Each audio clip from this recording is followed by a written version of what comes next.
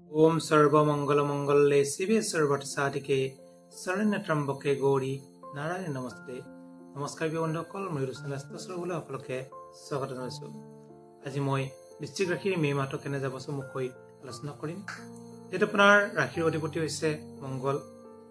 মঙ্গল আছে নৱমত আৰু পঞ্চমত আছে শুক্ৰ, শনি আৰু ৰাহু। ষষ্ঠত বহি আছে ৰবি আৰু বুধ। সপ্তমত বহি আছে বৃহস্পতি।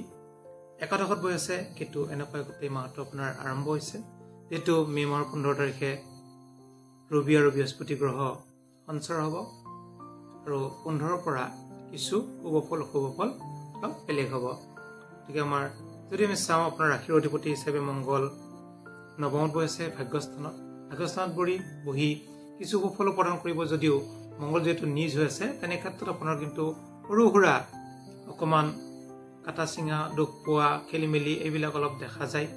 গতিকে তেনে ক্ষেত্ৰত মঙ্গলৰ প্ৰতিকাৰ কৰিব। প্ৰথমতে মই কৈছোঁ এইকাৰণে মঙ্গলে কিছু অকণ বাধা বিঘিনি দিব পাৰে, যিহেতু আপোনাৰ ষষ্ঠৰ অধিপতি আৰু ৰাশিৰ অধিপতি। গতিকে স্বাস্থ্যৰ ক্ষেত্ৰত কিছু অকণমান অসুবিধা থাকিব। ধনস্থান যদি চোৱা যায়, টকা পইচাৰ ক্ষেত্ৰত যিহেতু অধিপতি বৃহস্পতি আছে সপ্তমত, কেন্দ্ৰত বহি আছে। কেন্দ্ৰত বহিলে শুভ গ্ৰহ এটা থাকিলে অতি শুভ ফল প্ৰদান কৰে। গতিকে বৃহস্পতিয়ে ভাল ফল প্ৰদান কৰি আছে আপোনালোকক। টকা পইচাৰ ক্ষেত্ৰত ভাল ফল লাভ কৰি আছে আৰু টকা পইচা আয় ইনকামটো বৃদ্ধি হৈ আছে। আৰু 15 তাৰিখৰ পৰা যিহেতু অষ্টমত যাব আৰু মে মাহৰ 15ৰ পৰা আপোনালোকে বৃহস্পতিৰ প্ৰতিকাৰ কৰিব। গতিকে মে মাহৰ 15ৰ পৰা বৃহস্পতি কিন্তু ভাল ফল প্ৰদান নকৰে। যদি আমি চাওঁ শিক্ষাৰ ক্ষেত্ৰত, প্ৰাইমেৰী শিক্ষাৰ অধিপতি শনি, উচ্চ শিক্ষাৰ অধিপতি যিহেতু বৃহস্পতি। গতিকে প্ৰাইমেৰী শিক্ষাৰ শনি হিচাপে শনি যিহেতু আপোনালোকৰ পঞ্চমত বহি আছে, উচ্চ শিক্ষাত বহি আছে, প্ৰাইমেৰী শিক্ষাৰ অধিপতি হয় ত্ৰিকোণত বহি আছে। তেনে ক্ষেত্ৰত শনি কিন্তু প্ৰাইমেৰী শিক্ষাত অতি শুভ ফল প্ৰদান কৰিব, ভাল ফল প্ৰদান কৰিব। বৃশ্চিক ৰাশিৰ জাতক জাতিকাসকলৰ যিকোনো পৰীক্ষাৰ ক্ষেত্ৰত যদি পৰীক্ষা দিয়ে, প্ৰাইমেৰী শিক্ষা মেট্ৰিক হায়াৰ ছেকেণ্ডেৰীলৈকে বা পঢ়ি আছে 9-10ত, তেওঁলোকৰ কিন্তু ল'ৰা ছোৱালীও কিন্তু ভাল ফল লাভ কৰিব গোটেই মাহটোত। উচ্চ শিক্ষাৰ ক্ষেত্ৰত যিহেতু অধিপতি বৃহস্পতি আৰু শুক্ৰ যিহেতু উচ্চ শিক্ষাৰ গৃহত 3টা গ্ৰহ বহি আছে, শুক্ৰ, শনি আৰু ৰাহু। আৰু শুক্ৰ আৰু বৃহস্পতি দুটা ক্ষেত্ৰ বিনিময় যোগ হৈছে, মানে শুক্ৰ ঘৰত বৃহস্পতি বহি আছে, বৃহস্পতি ঘৰত শুক্ৰ বহি আছে। তাক ক্ষেত্ৰ বিনিময় যোগ বুলি কয়। এই যুগৰ কাৰণে কিন্তু পঢ়া শুনাত অতি শুভ ফল লাভ কৰিব উচ্চ শিক্ষাটো। আৰু উচ্চ শিক্ষাত যিহেতু 3টা গ্ৰহ বহি আছে, এই 3টা গ্ৰহৰ পৰা আপোনালোকে শুক্ৰ যিহেতু তুংগ হৈ আছে, যিসকলে ছায়েন্স পঢ়িছে তেওঁলোকৰ কাৰণে অতি শুভ। তেওঁলোকে যিকোনো ক্ষেত্ৰত আগবাঢ়িব পাৰে। IIT, ITI, ডক্টৰ, ইঞ্জিনিয়াৰ এইবিলাক পঢ়িব পাৰে বা এডমিশ্যন ল'ব পাৰে। তেওঁলোকে যদি এডমিশ্যন লয় বা তেওঁলোকৰ কাৰণে অতি শুভ।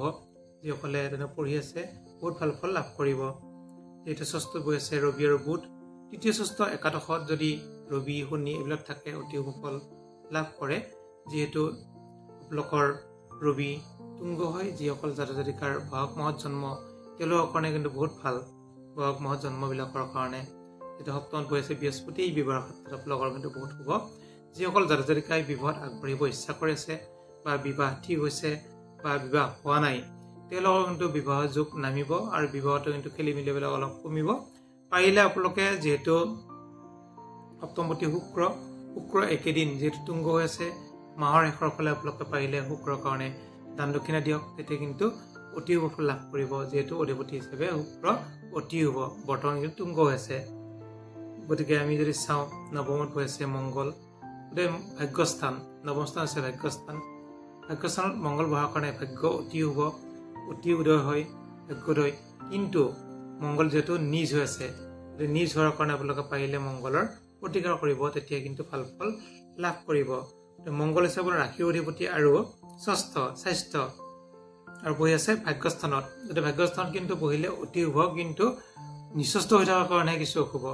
নিজ হোৱাৰ কাৰণে নিচভংগ যোগ থাকে কিছুমান। গতিকে পাৰিলে যিটো চন্দ্ৰ আপোনালোকৰ সপ্তমত বহি আছে, জীৱ চন্দ্ৰ যোগ হৈ কি অধিপতি হিচাপে, কিন্তু মঙ্গল বহি থকাৰ কাৰণে কিছু অশুভ ভাগ্যত। গতিকে ভাগ্যত কিছু অকণ বাধা বিঘিনি আছে। পাৰিলে ভাগ্যৰ কাৰণে মঙ্গলৰ প্ৰতিকাৰ কৰিব, ভাল ফল লাভ কৰিব। মঙ্গলৰ কাৰণে হনুমান চালিচা পাঠ কৰক, হনুমান মন্দিৰ দৰ্শন কৰক। হনুমানক আপোনালোকে পাৰিলে বুন্দিয়াল আৰু ৰক্ত জবা এনেকুৱা দি দিয়ক, তেতিয়া ভাল ফল লাভ কৰিব। যেতিয়া একাদশত বহি আছে কেতু, কৰ্ম অধিপতি হৈছে ৰবি, কৰ্ম বহি আছে ষষ্ঠত। কৰ্ম কিন্তু অতি শুভ বৃশ্চিক ৰাশিৰ। কৰ্ম প্ৰমোচন যুগ, যিসকল কৰ্ম পোৱা নাই কৰ্ম প্ৰাপ্তি যুগ, এনেকৈ আপোনালোকৰ কৰ্ম কিন্তু অতি হ'ব, ফল লাভ কৰিব কৰ্মত। গতিকে ইনকামৰ ক্ষেত্ৰত যিহেতু অধিপতি বুধ যিহেতু বৰ্তমান নিজ হৈ আছে, যদিও আপোনালোকৰ বুধ ষষ্ঠত ৰবিযুক্ত, ৰবি আৰু বুধ কাৰণে বুধায়িত্ব যুগ আছে, বুধায়িত্ব যুগত বহুত ভাল ফল লাভ কৰে। তেনে ক্ষেত্ৰত কৰ্মও কিন্তু প্ৰাপ্তি যুগ দেখা যায়। ইনকামৰ ক্ষেত্ৰত কিন্তু কিছু অকণমান বাধা বিঘিনি আছে, যিহেতু কেতু গৈ আছে ইনকামৰ ক্ষেত্ৰত, কেতুৰ প্ৰতিকাৰ কৰিলে ইনকাম বেছি হ'ব। খৰচৰ অধিপতি হৈছে শুক্ৰ যিহেতু পঞ্চমত আছে, গতিকে উচ্চ শিক্ষাৰ ক্ষেত্ৰত অকণমান খৰচ বৃদ্ধি হ'ব পাৰে, বাকী ক্ষেত্ৰত কিন্তু খৰচ বৃদ্ধি হোৱা যোগ দেখা নাই। প্ৰতিকাৰ হিচাপে যদি চোৱা যায়, যিহেতু যিসকলে বিবাহ ক্ষেত্ৰত আগবাঢ়িব ইচ্ছা কৰে তেওঁলোকে শুক্ৰ প্ৰতিকাৰ কৰিব। স্বাস্থ্যৰ কাৰণে মংগলৰ প্ৰতিকাৰ কৰিব, মংগল যিহেতু নিজ আছে, গতিকে তেনে ক্ষেত্ৰত আপোনালোকে মংগল আৰু বৃহস্পতিৰ প্ৰতিকাৰ কৰিলে বা শুক্ৰ প্ৰতিকাৰ কৰিলে ভাল ফল লাভ কৰিব। গতিকে আৰু একাদশত কেতুৱে কিন্তু ভাল ফলে প্ৰদান কৰিছে, ষষ্ঠটো কিন্তু ভাল ফলে প্ৰদান কৰিছে ৰবিয়ে, আৰু পঞ্চমত কিন্তু শনি, শুক্ৰ, ৰাহু আৰু বুধ চাৰিটা গ্ৰহেও কিন্তু ভাল ফল প্ৰদান কৰিছে। আৰু যদি কিবা সুধিবলগীয়া থাকে আপোনালোকে সুধিব পাৰে। ধন্যবাদ।